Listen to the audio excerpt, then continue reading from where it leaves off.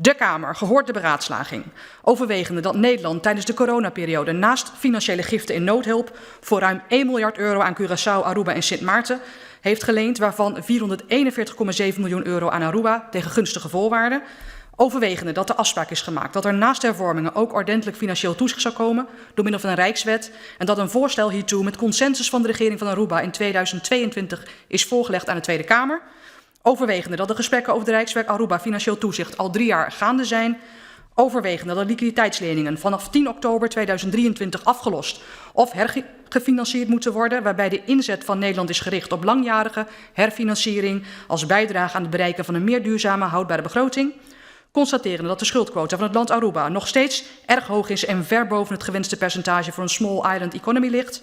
Constaterende dat de afspraken over de begrotingsnormen in de landsverordening Aruba financieel toezicht, de LAFT, reeds zijn verlopen en dat het protocol Aruba Nederland afloopt op 31 december 2023.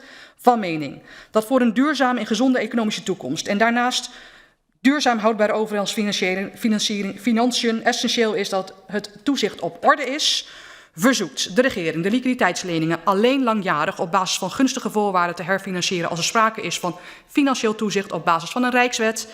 En verzoekt de regering voorts, zolang er geen sprake is van financieel toezicht middels een Rijkswet, de reguliere rente op de kapitaalmarkt te hanteren. En in het geval er de komende periode betekenisvolle stappen richting een Rijkswet worden gezet, tot de inwerkingtreding hiervan de leningen alleen kortlopend herfinancieren en daarbij de situatie passende rentepercentage te hanteren dat in ieder geval hoger ligt dan bij de gunstige voorwaarden en gaat over tot de orde van de dag. En deze is mede ondertekend door mevrouw Van den Berg.